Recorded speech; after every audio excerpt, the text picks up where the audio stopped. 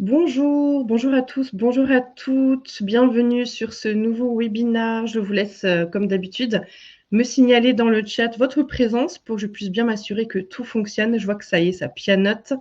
Dites-moi si vous nous voyez, vous nous entendez. Bonjour Jocelyne, Prems. Bonjour Mouna, bonjour Virginie. Ajar, Kevin, ben voilà, je pense que ça fonctionne. Bonjour à tous.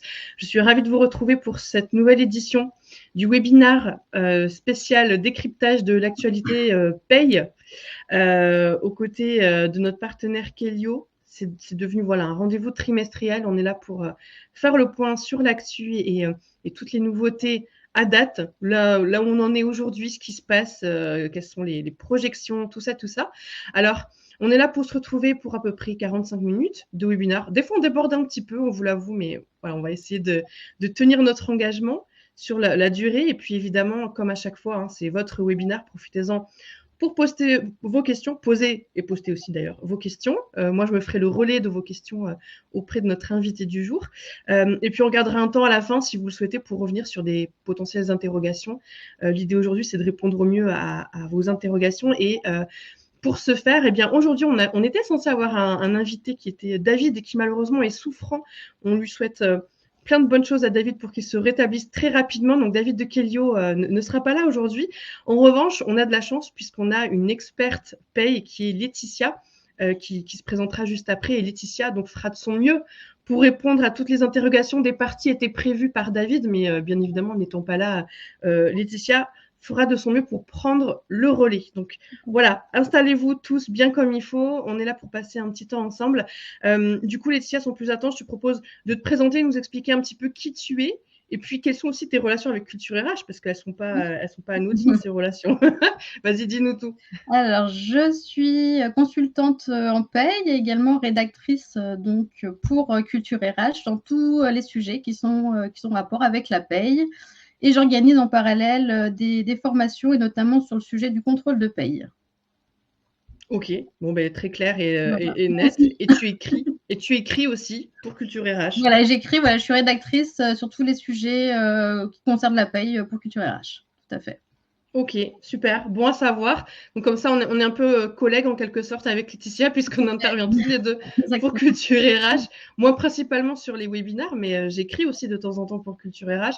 Et alors moi, mes sujets de prédilection, c'est pas vraiment la paye, c'est plutôt la marque employeur, la communication RH, mais toujours curieuse en ce qui me concerne de découvrir des nouveaux sujets et content de pouvoir vous offrir un panel d'actu sur un sujet qui de toute évidence vous intéresse puisque vous êtes aujourd'hui là à nos côtés.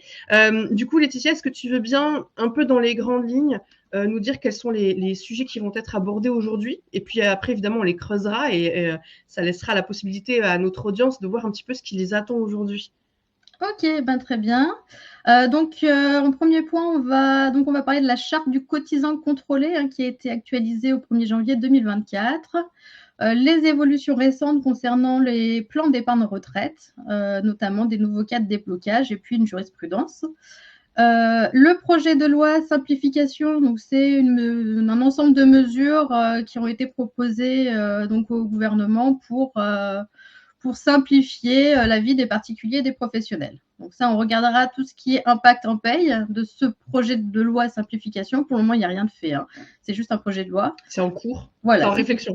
C'est en réflexion, voilà. Mais il n'y a pas vraiment beaucoup d'avancées sur le sujet. Okay. Ensuite, très important, le projet de loi qui est en cours là, de débat à l'Assemblée nationale et au Sénat sur l'impact des arrêts de travail sur les congés payés. Donc, c'était suite à des jurisprudences de septembre 2023. Donc ça, c'est un gros point qui va vraiment impacter donc les gestionnaires de paye et les dernières jurisprudences en matière d'avantages en nature et de rémunération. Et pour finir, les petites actualités qu'on a au niveau de la DSN. Ok, ça marche. Je pose déjà la question avant de se lancer, je pose la question à l'audience. Est-ce qu'il y a un sujet en particulier sur lequel vous avez des attentes? Pour quel sujet vous êtes venu? Ou est-ce que vous êtes juste venu là comme ça pour faire votre veille? Je vois Océane qui est en train d'écrire, Lorraine aussi. J'attends de voir un petit peu vos réponses avant qu'on se jette dans le grand bain, histoire de prendre un peu la température et voir quelles sont vos attentes. Catherine, elle dit pour de la veille. Voilà, Julie aussi, pour la veille. Tout le monde. Ah, et j'ai vu quand même passer pour les congés. Les congés, l'impact des congés, c'est important.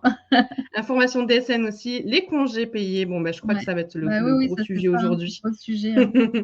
Ça marche. Merci à vous pour vos retours. Ça fait plaisir de voir un peu ce qui vous motive.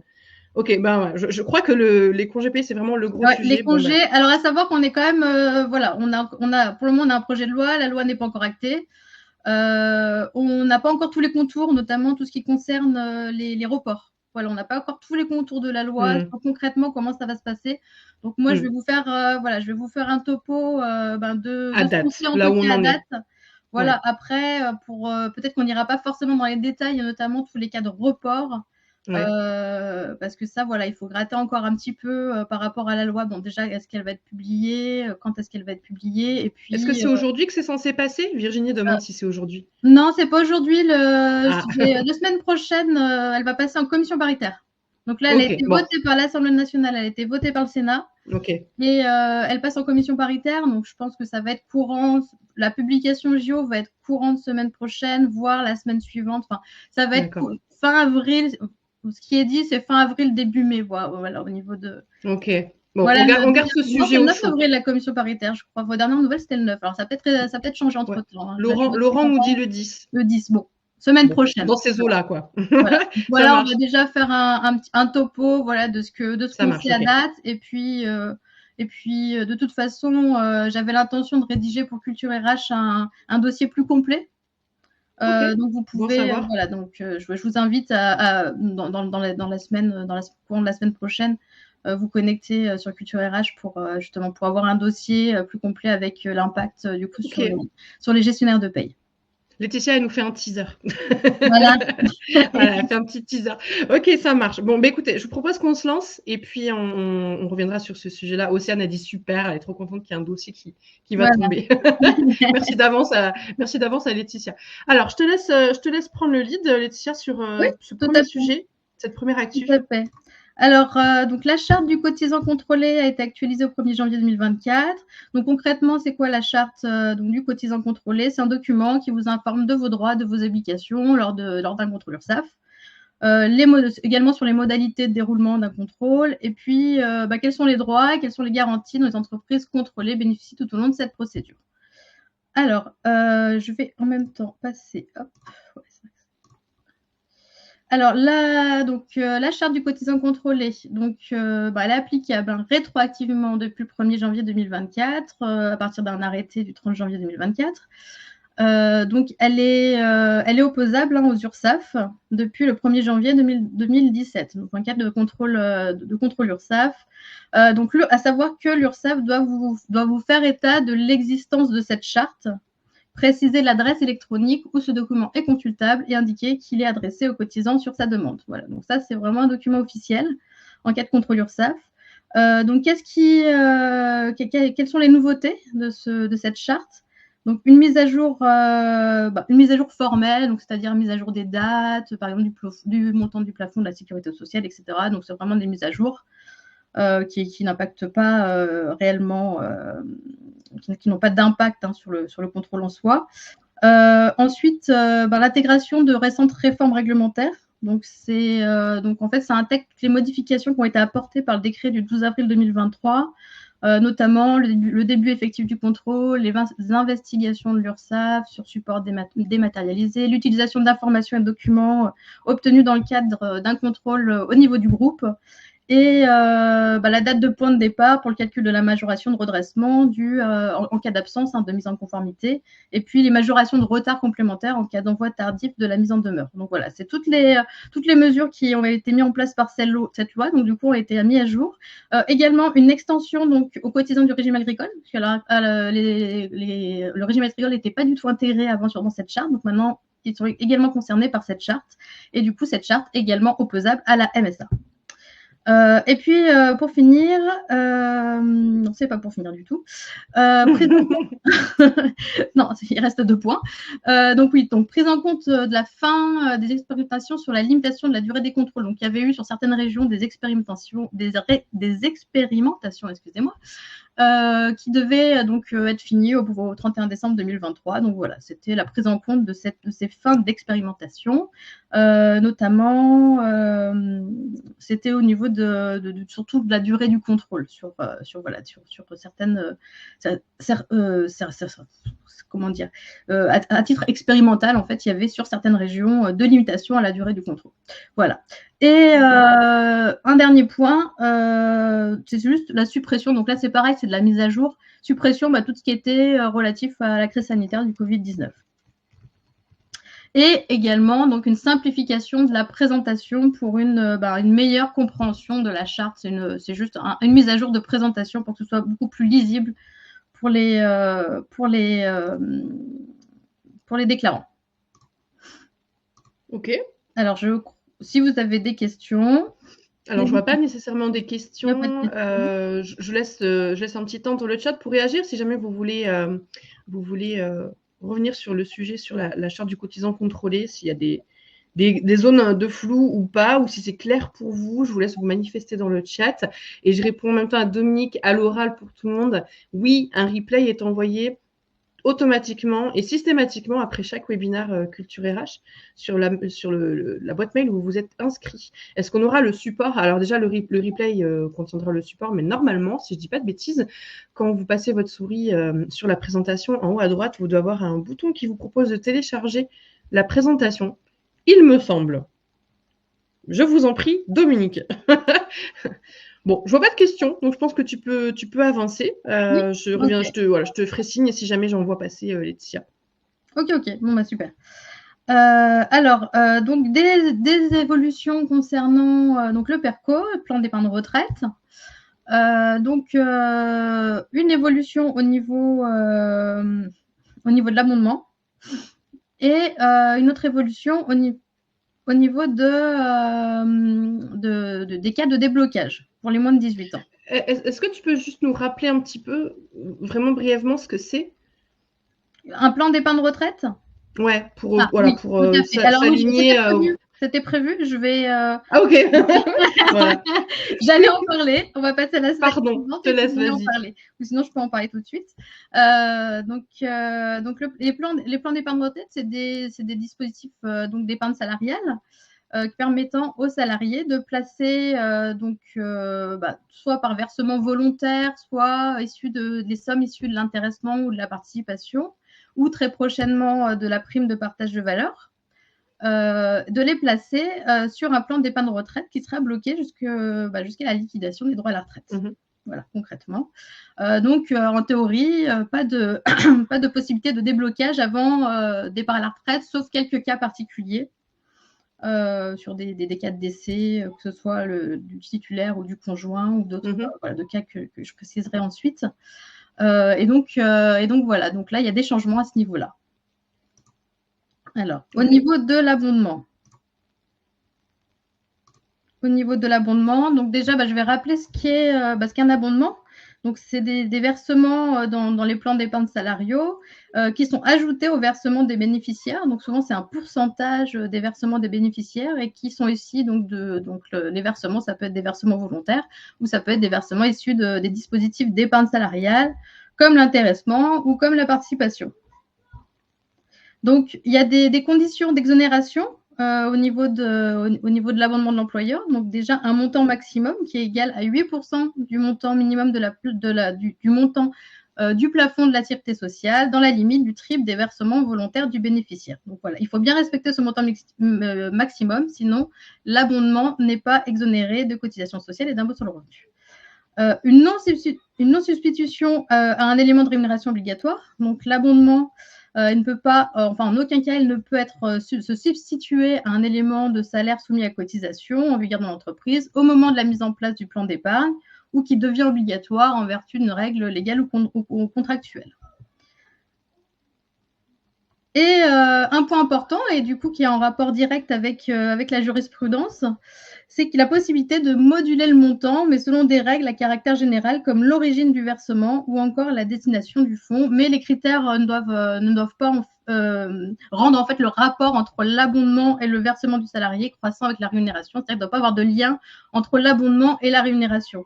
Et ce qui rend difficile du coup de mettre un système de modulation, par exemple, au niveau en cohérence avec la qualification du salarié, en rapport avec la qualification du salarié, c'est-à-dire avoir un niveau, par exemple, différent pour les non-cadres que pour les cadres. Parce que du coup, il y aurait un rapport direct avec la rémunération. Donc, le point sur l'affaire, c'était une société qui avait, donc c'est un arrêt de la Cour de cassation du 1er février 2024, une société qui avait contesté un redressement de l'URSSAF, qui avait considéré que les règles d'abondement ne remplissaient pas les conditions d'exonération, notamment concernant la modulation. Donc, les versements des salariés étaient au PERCO, étaient prédéfinis en pourcentage du salaire de référence, selon 2 tranches de revenus. Donc, c'était 0,5% du salaire de référence limité à un montant mensuel de 4 000 € et 2,5% du salaire de référence compris entre 4 000 € et 18 735 € mensuels. Donc là, concrètement, il y avait un pourcentage plus faible si on avait un revenu moins important. Donc, il y avait un rapport entre rémunération et montant de l'abondement. Donc voilà, la position de la Cour de cassation en faveur de l'URSSAF, il y a bien un rapport croissant entre l'abondement et la rémunération du salarié.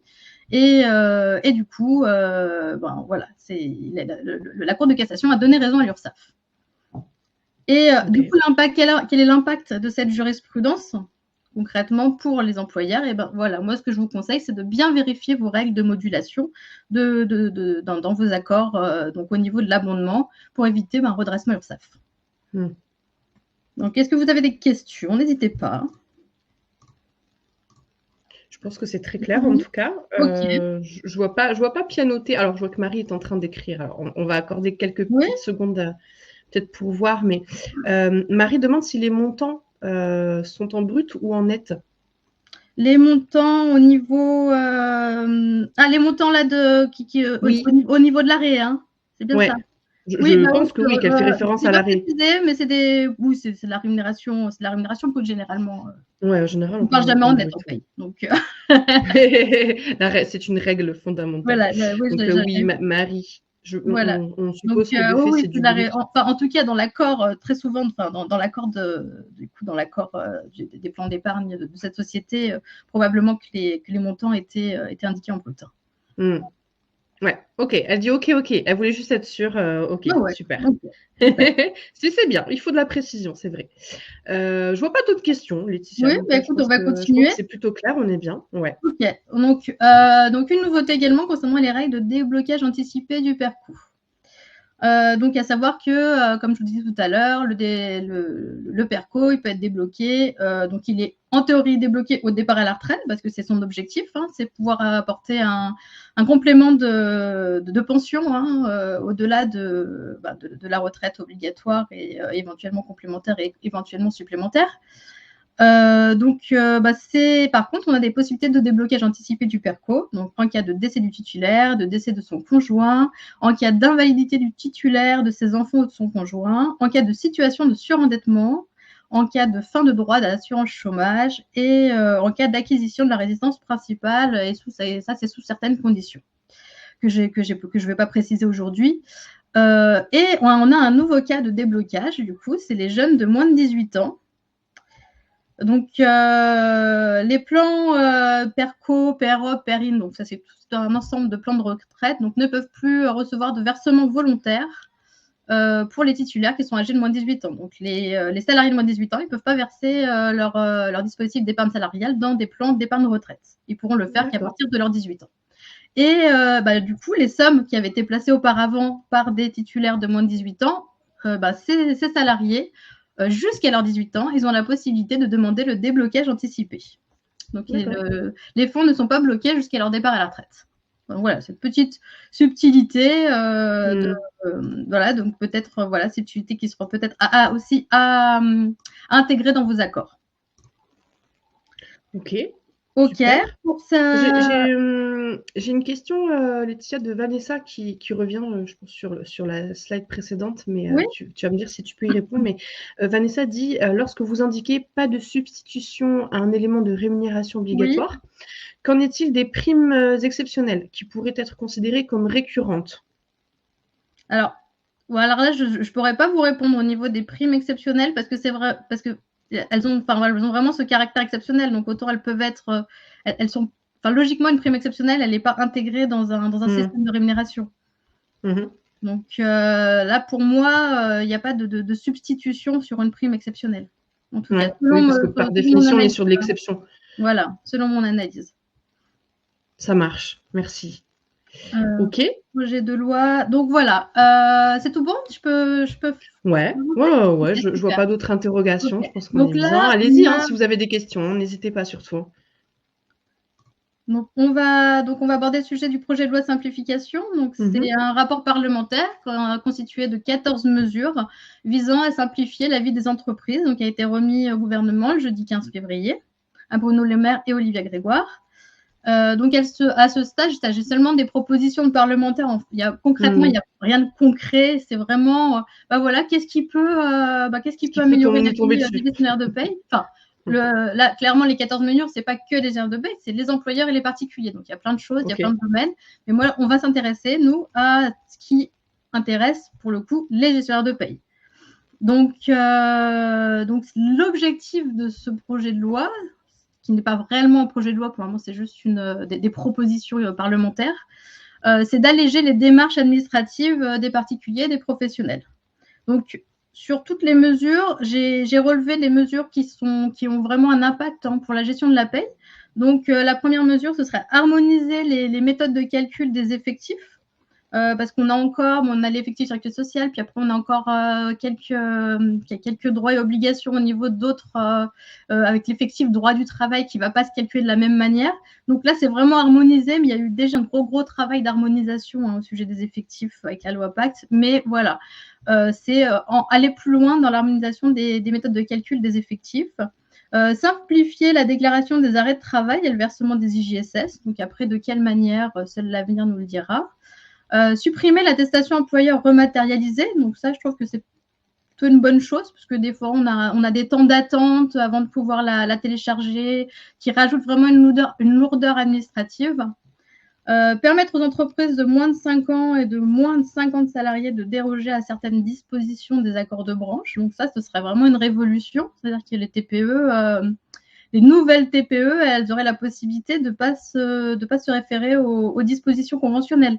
Alors, ce sera peut-être sur certains domaines, peut-être pas sur d'autres, peut-être pas en rapport à la rémunération. Après à voir ce qui va suivre de tout ça. Mais en tout cas, ça pourrait être une sacrée révolution si c'était mis en œuvre. Et revoir les obligations associées aux 3 principaux seuils d'effectifs, 50, 250. Donc voilà, il peut y avoir des changements aussi au niveau des seuils d'effectifs, je ne sais pas, par rapport à la participation, par rapport à d'autres domaines, par rapport aux cotisations sociales, à voir. Voilà, mais peut-être un retravail sur tout ce qui est obligation des seuils d'effectifs. Donc voilà, à voir ce qui va être réalisable ou non, ce qui va être proposé ensuite dans des projets de loi plus concrets. Tu Voilà. sais sous Moi, quel j'aimerais délai? savoir. Pardon? Tu sais sous quel délai? Ah non, pas du tout. Alors là, Ok. on n'a pas vraiment C'est d'infos. Pour le moment, c'est vraiment ok. des travaux parlementaires. Ok, De toute façon, ça n'a d'accord. rien donné. Peut-être qu'il y a quelque chose qui va naître de tout ça.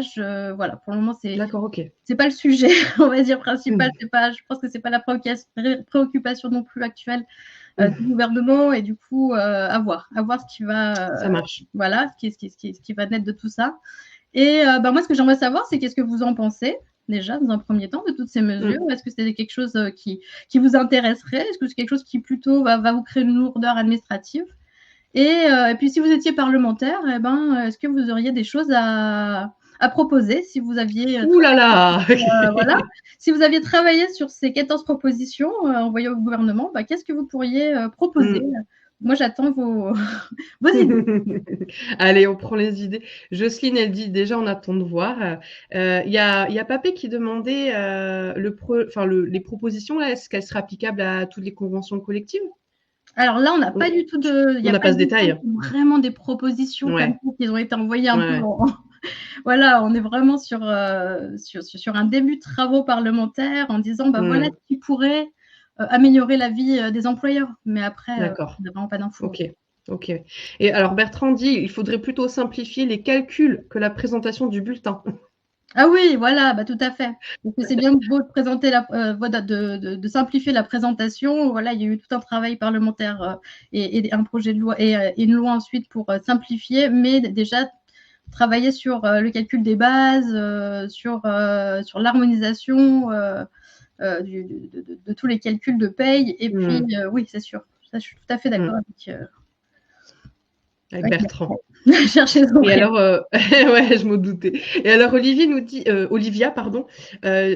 alors attendez, parce que c'est en train de défiler. C'est vrai que simplifier les déclarations des arrêts maladie et attestations de salaire, ce serait top. Et puis, Alexandra nous dit, dans l'ensemble, ce sont de bonnes idées, mais à voir ce que ça cache derrière. On sent la suspicion d'Alexandra dans son commentaire.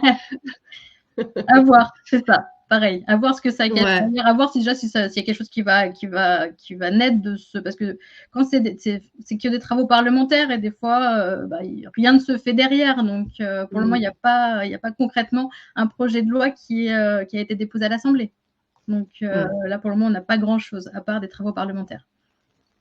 Alors, il y a Virginie qui propose simplifier les comparatifs des indemnités de licenciement pour le régime d'imposition, les soumissions à cotisation sociale, CSG, CRDS, car les comparaisons complexifient les calculs. Supprimer les AER serait plus pratique, effectivement. Oui, alors oui, pour répondre à Virginie, oui, tout à fait. Là, on en revient à ce que disait Bertrand aussi. C'est simplifier les calculs, en fait. Au-delà de simplifier la présentation, qui finalement n'était pas complexe non plus, la présentation, même quand on était avant la loi, quand on avait un bulletin de salaire détaillé, il n'y avait rien non plus de compliqué.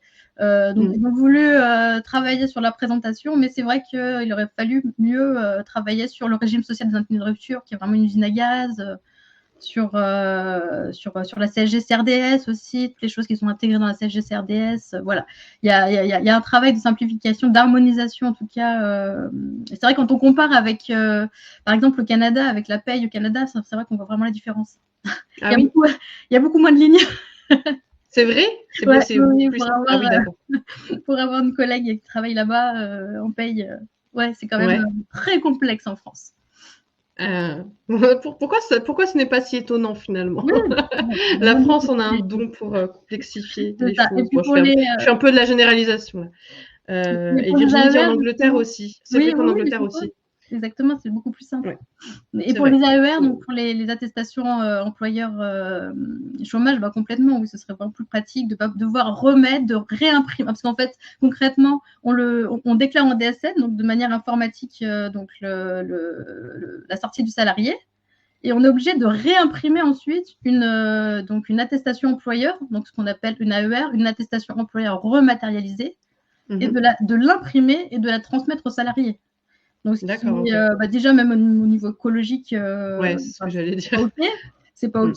Donc, et puis voilà, c'est alors que tout est informatique et que le Pôle emploi reçoit cette attestation de toute façon par informatique, par la DSN.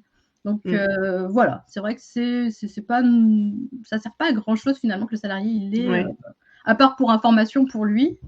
Mais bon, il a son bulletin de salaire à la limite.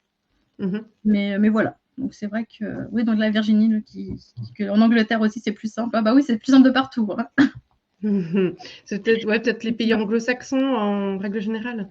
Et elle a ajouté aussi, il faudrait aussi que les caisses récupèrent les bons éléments en DSN. Pôle emploi n'arrive déjà pas à récupérer les dates de fin des absences maladie, arrêt de travail.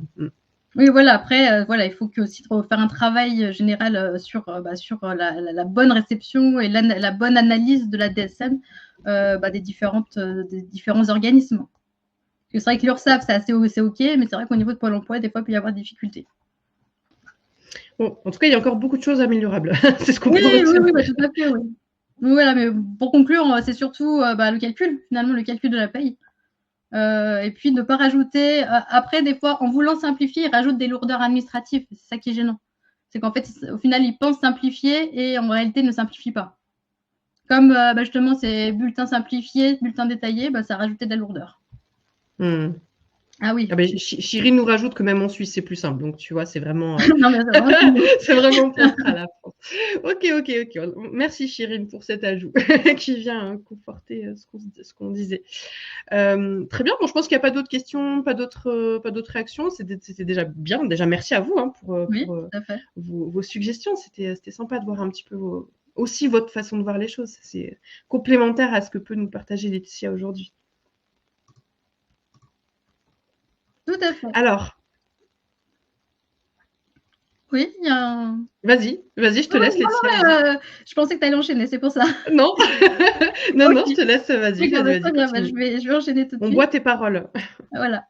Alors, donc le projet de loi que tout le monde, intéresse, c'est l'impact des arrêts de travail sur les congés payés. Le fameux. Voilà, le fameux. Donc, on a enfin du nouveau concernant le droit au congé pendant un arrêt de travail. Donc, c'était le gros sujet de la rentrée 2023. On avait 2 arrêts de principe de la Cour de cassation qui ont secoué le monde de la paye, donc le 13 septembre 2023. Donc, il y avait d'une part le Code du travail qui prévoit que les salariés donc, ont travail suspendu pour maladie n'acquièrent pas de congés payés. Et puis, pour les accidents de travail, c'était avec une durée limitée d'1 an.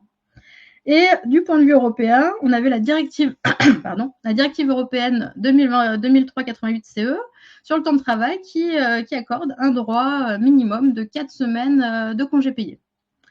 Et même en cas de maladie ou accident du travail. Voilà. Donc, il y avait ces deux règles. Donc, il y avait la règle française et puis la règle européenne. Et on a quand même une grande tendance ces derniers temps d'aligner le droit français avec le droit européen. Donc, il y avait plusieurs, suite à ces arrêts de la Cour de cassation et d'autres arrêts qui étaient intervenus plus tôt, il y avait plusieurs questions qui restaient sans réponse. Donc déjà, quel était le sort de la 5e semaine de congé payé?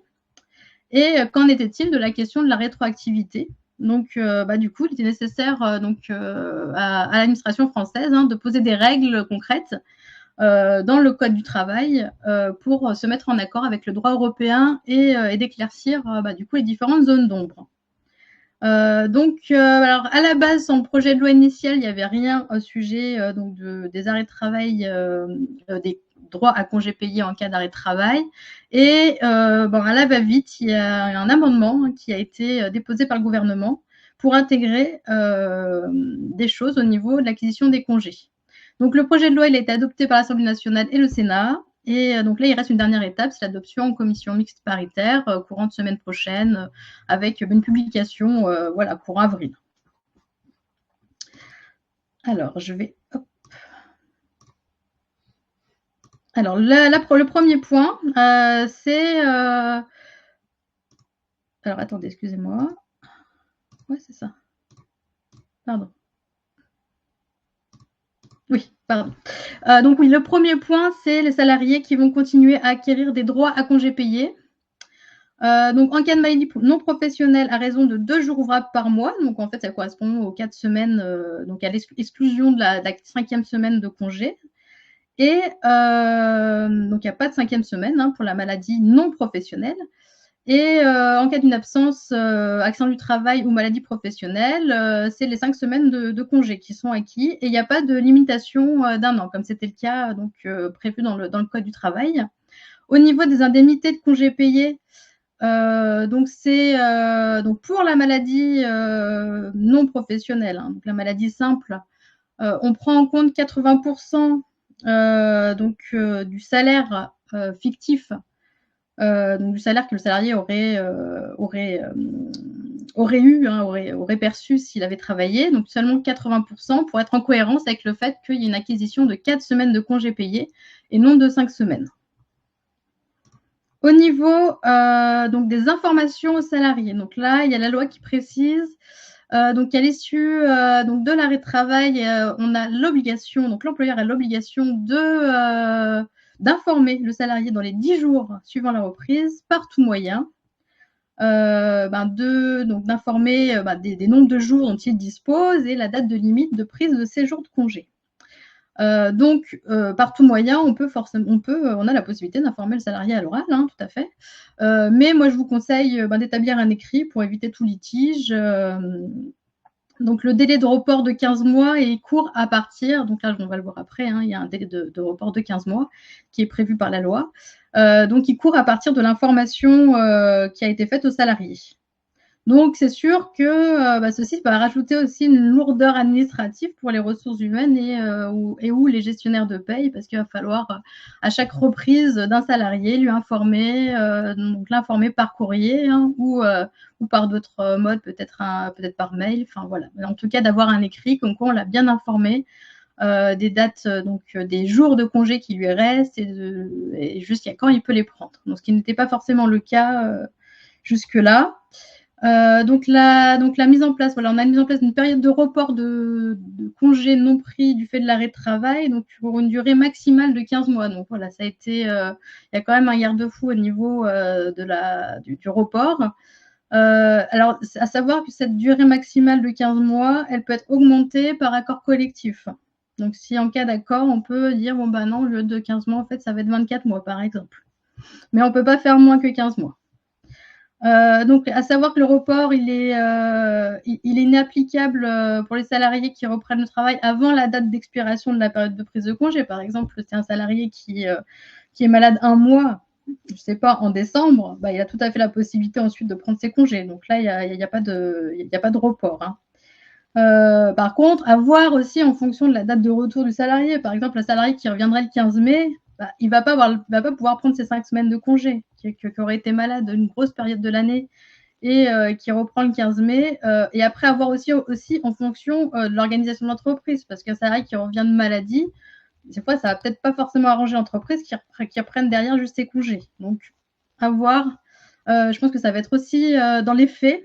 Voilà, on a la loi d'une part, mais dans les faits, ça va être aussi un cas par cas au niveau des reports. Il y a pas mal de réactions, Laetitia, dans Oui. dans le chat. Il y a beaucoup de questions qui arrivent au compte-gouttes. Alors, j'essaie de suivre, de t'écouter, de suivre en même temps. Il y a Joanne qui dit la règle d'information aux salariés au retour d'arrêt maladie est valable même pour des arrêts courts, 1 semaine ou 2 semaines, par exemple.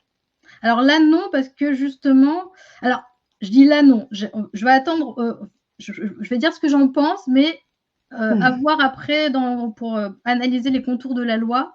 Mais pour moi, c'est en cas de report des congés, sachant que ça dépend. Si un salarié il est malade juste 2 semaines et qu'il revient, il va pouvoir prendre ses congés ensuite, avant la date de fin. Donc, il n'aura pas ce report de 15 mois, en fait. De 15 mois, oui, c'est 15 mois. C'est vraiment dans le cas où le salarié n'a pas la possibilité de prendre ses congés avant le 31 mai. Donc, ça va être vraiment surtout sur les reprises de longues maladies. En tout cas, c'est l'interprétation que j'en fais. Voilà. Ok. Très bien. J'essaie de suivre. Alors, attends, il y avait d'autres questions. Oui. Hop, je remonte un petit peu. Alors, je crois que quelqu'un a déjà répondu dans le chat, mais je te la retranscris au cas où. Ilona demandait à combien de jours ouvrés, 2 ouvrables correspondent-ils? Alors, quelqu'un a répondu 1,67. Je ne sais pas si tu peux confirmer. De transférer les 2 jours, vous voulez dire les 2 jours ouvrables en... Oui, bah faut faire un produit en croix. Hein. Je ne l'ai pas forcément fait, mais faites un produit en croix. Mais quelqu'un a déjà répondu dans le chat. Il a fait son produit en croix. Très bien. Olivia dit 1,67. Donc voilà, oui, tout à fait. Là, on parle en ouvrable. Hein. En jour ouvrable. Donc, bien sûr, il faut. Ouais, et pareil, pour le moment, on n'a pas ni d'études d'impact de la loi, ni voilà. Pour le moment, on est vraiment au stade du projet de loi. Donc après. D'ailleurs, je vais, comme je vous ai dit tout à l'heure, je vais rédiger un dossier qui sera plus complet sur finalement cette étude d'impact. Quelles vont être les conséquences pour les employeurs, parce que là concrètement, on n'a pas beaucoup d'informations. Ouais, ça, la loi est quand même assez un amendement qui fait, je sais pas, qui fait même pas une page, quoi. Enfin, d'accord. Pour le moment, donc c'est très léger en termes d'information. Derrière, est-ce qu'il va y avoir des décrets d'application?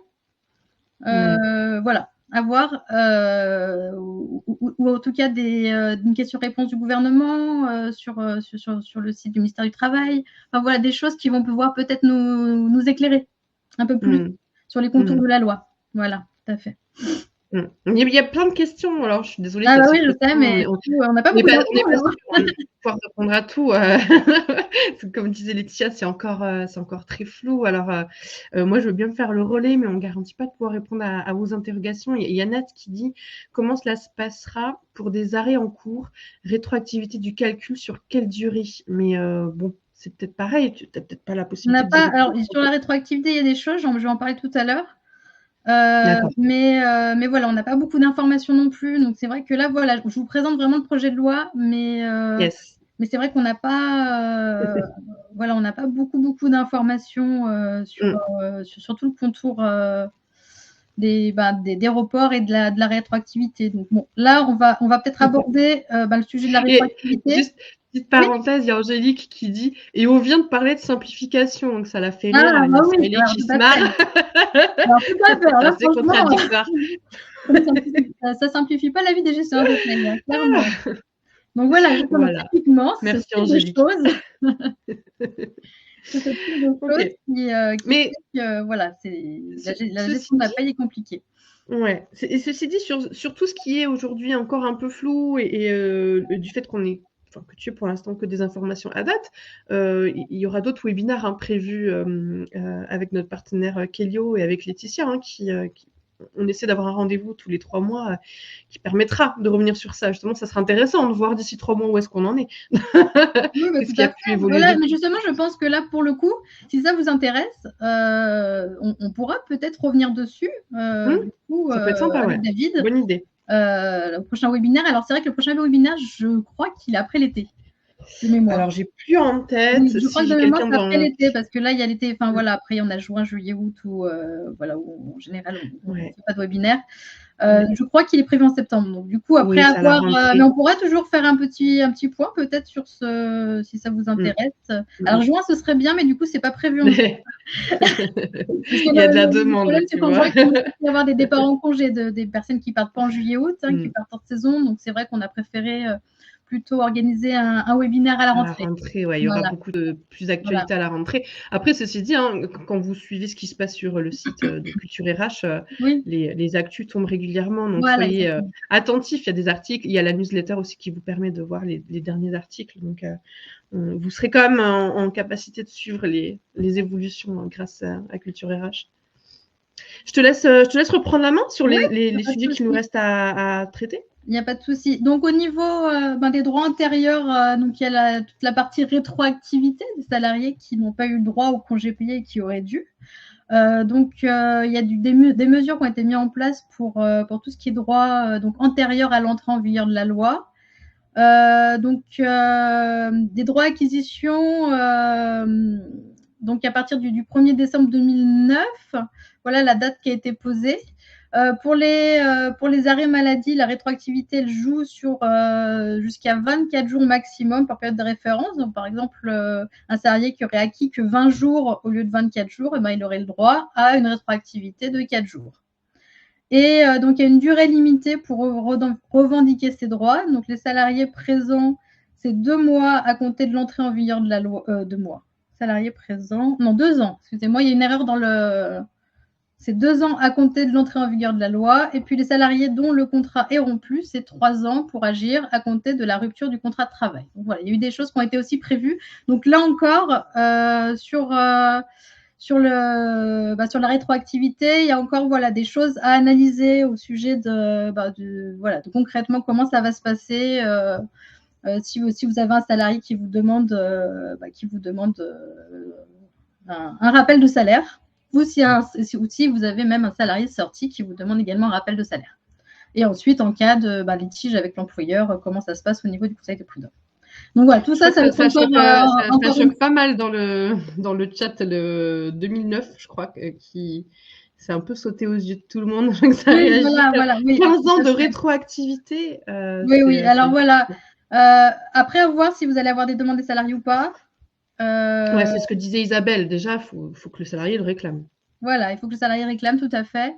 Bon, voilà, c'est ce qui a été. Mais bon, là encore, il y a une analyse à faire sur une analyse d'impact encore à faire. Là, Mmh. on en est encore vraiment au projet de loi Et est-ce que ça va jusqu'au bout? Est-ce qu'il y a des choses qui vont être retoquées? Alors normalement, je pense pas qu'ils vont être retoqués par le Conseil d'État parce que ça a été validé, l'amendement a été validé par le Conseil d'État. Donc à voir ce qui va en ressortir dans la loi finale. Mais oui, en effet, il y a une possibilité de demande de rappel de vos salariés. Donc simplification, pas vraiment. Encore une fois, on en revient. Alors, si le salarié ne réclame pas, l'employeur n'a rien à faire. Alors, je dirais que rien n'est précisé non plus dans la loi sur ce sujet. Est-ce que il n'est pas précisé dans la loi que l'employeur a l'obligation d'effectuer un rappel? Donc, en soi, je dirais non. Mais bon, après, à voir si vous prenez un risque ou pas, ou si vous attendez que le salarié réclame et puis vous faites au cas par cas. Après, c'est le compliqué, ça va être le cas par cas. Que si vous le faites pour un salarié, parce qu'il ne faut pas le faire pour tous vos salariés. Donc, les partenaires sociaux, voilà, Isabelle qui parle des partenaires sociaux. Bah oui, ils vont s'en emparer, puis ça va secouer un peu le cocotier. Donc là, je pense que c'est un sujet qui est suivi de près par les partenaires sociaux, tout à fait. Et est-ce qu'on peut le provisionner? Bah, tout à fait. Vous pouvez déjà le provisionner. Mais en plus, c'est pas des petits montants quand même, parce qu'on a des salariés qui sont malades. C'est quand même 2 jours de congé pour de la maladie et 2,5 jours de congé pour l'accident de travail. C'est pas non plus des petits montants. Donc c'est sûr que ça a un gros impact pour les employeurs au niveau financier, surtout dans cette période compliquée. C'est 3 ans pour agir à compter de la rupture du contrat. Laurent demande où est-ce que c'est le délai d'action, est-ce qu'il compte à partir de la publication du texte de loi ou alors là, j'ai pas les réponses là tout de suite. Par contre, salarié, parce que c'est vrai que pour tout vous dire, en fait, cette partie devait être traitée par David. Donc j'ai repris au pied levé. Ce point-là, je l'ai repris au pied levé parce que du coup, j'étais toute seule à animer le webinaire.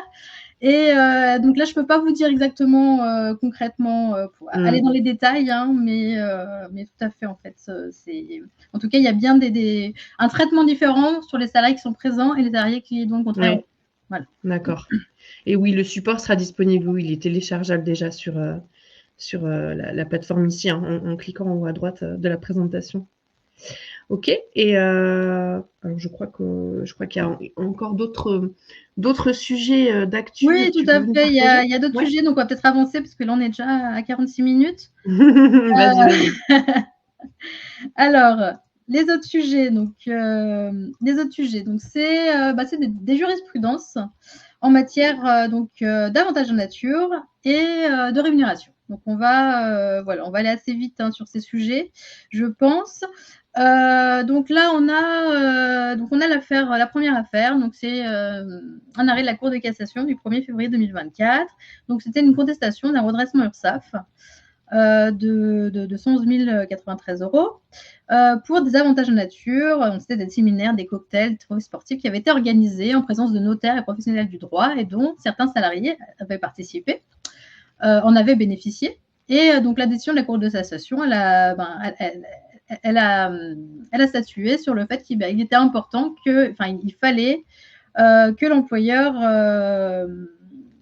de déterminer en fait si les dépenses constituaient des avantages de nature pour les salariés. Donc moi je voulais rappeler la notion de voyage d'affaires. Donc les frais de séminaire, de voyage d'affaires sont exonérés de cotisation et entrent dans le champ des frais professionnels, à la condition que de l'existence d'un programme de travail, d'une suggestion particulière des salariés lors de ces voyages. Donc, il faut une notion de caractère professionnel du voyage ou de l'événement. Et dans le cas contraire, c'est considéré comme un avantage de nature.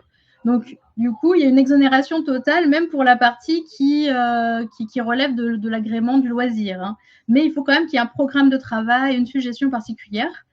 Et du coup, dans ce cas présent, donc moi, ce que je conseille aux employeurs à ce moment-là pour faire une conclusion, un bilan de cette affaire, c'est de bien lister les salariés qui sont présents mettre en avant le caractère professionnel de l'événement. Quand vous organisez un événement, il faut qu'il y ait ce caractère professionnel et bien pouvoir le justifier en cas de contrôle.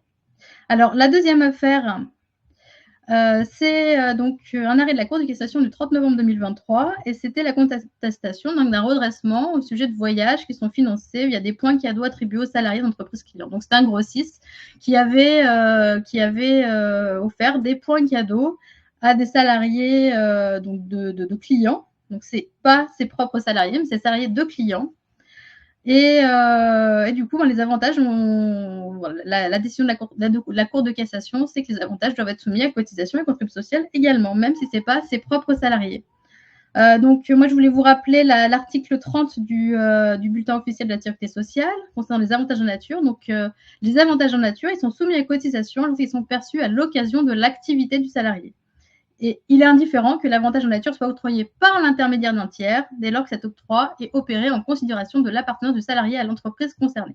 Donc, voilà, ce qu'il en relève, c'est que même un salarié qui n'est pas salarié de son entreprise, mais qui est salarié d'une entreprise extérieure, et ben, ça peut être également considéré comme des avantages en nature. Donc voilà, il faut faire attention à ce point-là.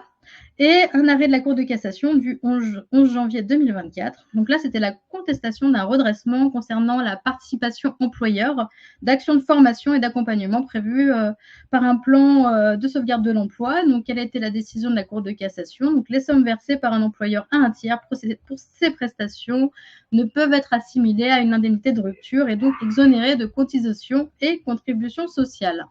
Donc, la question de droit, c'était cette participation est-elle considérée comme une indemnité de rupture et est-ce qu'elle doit être cumulée avec l'indemnité de rupture pour calculer le traitement social et fiscal? Donc, la réponse de la Cour est non, ce n'est pas considéré comme une indemnité de rupture et du coup, c'est exonéré de cotisation sociale et d'impôt sur le revenu. Alors, voilà pour les questions concernant les avantages en nature. Donc, c'est bon? Des questions? Je vois pas de réaction, pas de questions, donc je pense que c'est plutôt clair. Merci à toi pour ces partages. Alors, les dernières jurisprudences également en matière de rémunération. Donc, notamment cette première affaire, donc l'arrêt de la Cour de cassation du 14 février 2024. Donc, l'affaire, c'est un employeur qui avait été condamné à verser des dommages et intérêts à un salarié pour discrimination salariale en raison d'une situation de handicap. La Cour de cassation a validé cette décision en estimant que le salarié il accomplissait le même travail que son collègue avec les mêmes qualifications et que l'employeur ne démontrait pas à ce moment-là que cette différence de traitement était justifiée. Et même pour 10 centimes de l'heure. Donc, en fait, là, le cas, c'est que la différence était de 10 centimes de l'heure.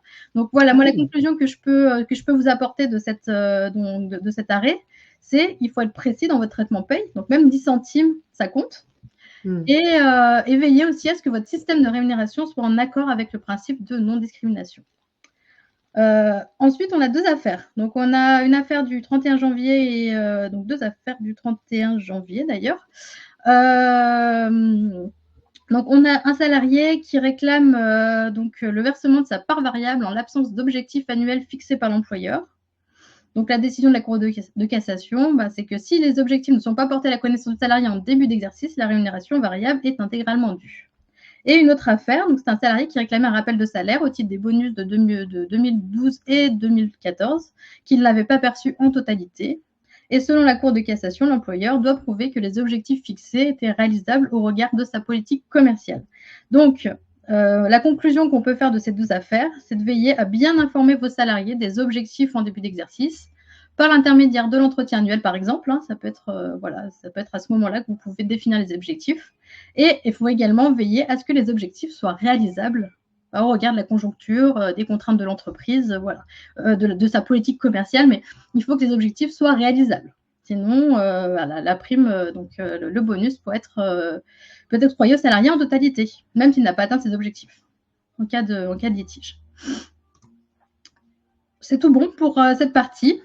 Ouais, je pense que c'est très clair. Il n'y a pas de questions non plus. Non, pas de questions. Super. Mais c'est super intéressant. En tout cas, c'est super intéressant. C'est chouette de voir les cas particuliers qui peuvent impacter les pratiques. c'est le but de la jurisprudence. Alors, je réponds juste à Jocelyne. Oui. Là, on n'est pas sur une formation, on est sur un webinaire, donc on ne peut pas fournir de justificatif de présence. Ce qui peut vous servir Ouais. éventuellement, c'est le mail de votre participation, Jocelyne. On n'est pas sur une formation aujourd'hui. Ok. Alors, les informations DSN. Donc, on a quelques nouveautés en matière de DSN, il n'y a pas grand-chose. Hein. C'est des petits bricoles, des mises à jour de... Alors, il y a eu une grosse nouveauté, c'est la mise à jour de la fiche, donc des modalités déclaratives de la prime de partage de valeur. Après, le reste, c'était surtout des petites actus par-ci, par-là. Alors, nous, on en a retenu deux d'actualité. Donc, hop. Donc, la prime de partage de valeur. Donc, c'était une fiche consigne du 6 mars 2024. Suite aux évolutions de la prime de partage de valeur, donc résultant de la loi du 29 novembre 2023. Donc, qu'est-ce que dit cette fiche? Elle précise les modalités déclaratives qui varient selon le régime social et fiscal de la prime. Il y a tout un petit tableau dans cette fiche qui est très intéressant, qui va vous donner tout le régime social et fiscal différent. Donc, en fonction de la rémunération du salarié, donc par exemple, si son salaire est inférieur à 3 SMIC, il va y avoir un régime social et fiscal différent. Et par rapport aussi à l'effectif de l'employeur, également, si l'employeur a moins de 50 salariés, il y a un régime social et fiscal différent que s'il a plus de 50 salariés. Donc, dans cette fiche, il y a un tableau là, qui est très intéressant. Qui vous donne toutes les règles de cotisation sociale et d'impôt sur le revenu. Et puis également, si la prime est placée ou non sur un plan d'épargne, parce que à compter du 1er janvier 2024, on a la possibilité de placer cette prime sur un plan d'épargne. Mais en réalité, on ne peut pas encore le faire parce qu'on n'a pas encore les décrets d'application. Donc, c'est encore simplification, c'est pas terrible. Donc là, on est toujours en attente des décrets d'application pour pouvoir placer cette prime sur les plans d'épargne salariaux.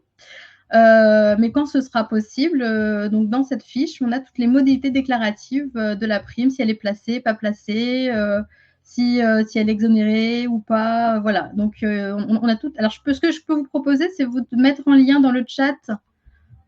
Alors, je le fais tout de suite. La fiche. Super.